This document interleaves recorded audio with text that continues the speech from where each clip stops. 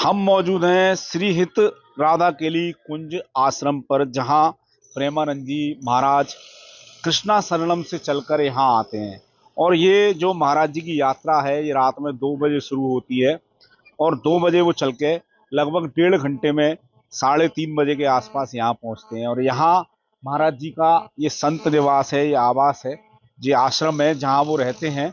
और यहाँ पर सुबह जो श्रद्धालु आते हैं उनके साथ एकांतिक वार्तालाप भी करते हैं और लोगों के साथ कीर्तन है, भजन पूजन, जो भी उनके सारे कार्यक्रम है यहीं पर होते हैं। और श्रद्धालु यहाँ 8:30 बजे तक महाराज जी के दर्शन करते हैं और दर्शन करने के बाद सभी श्रद्धालु यहाँ से निकल जाते हैं।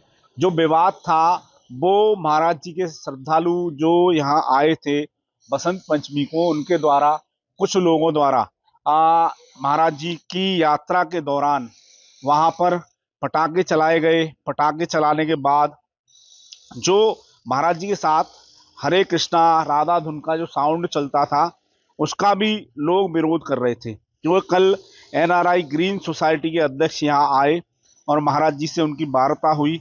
वार्ता होने के बाद उन्होंने कहा कि महाराज जी, हम ब्रजवासी हैं और हम आपका सम्मान करते हैं और जो आपकी यात्रा थी वो यथावत चले।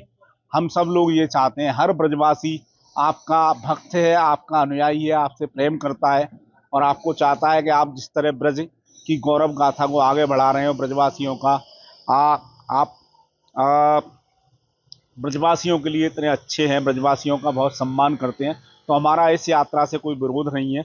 आप अपनी यात्रा को यथावत निकालिए। तो आज जो यात्रा थी महाराज जी की वो 2 बजे ना निकलकर 4 बजे निकली और एनआरआई ग्रीन के सामने से होते हुए यहीं पहुंची जहां यात्रा जो रोज आती थी वो हुई। और जो यथावत कार्यक्रम महाराज जी के होते हैं, चाहे एकांतिक दर्शन हो या एकांतिक वार्तालाप हो, वो आज सुबह हुआ। मदन गोपाल शर्मा, वृंदावन। जैसे कि मैं सो रहा हूँ तो पिताजी को जगाना है मुझे, तो वो डायरेक्ट उठाने के बजाय, और हिंसा की परंपरा मेरे यहाँ नहीं थी सौभाग्य से, तो वो क्या करते थे कि उस कमरे में आ जाएंगे या बाहर से गुजरेंगे और चौपाई बोलेंगे, प्रात काल उठ गए रघुनाथा मात पिता गुरु नावही माता। कभी कभी मैं गुस्से में उठ करके अरे पापा चरण स्पर्श किया और सो गया। मैंने कहा अब मत उठाना।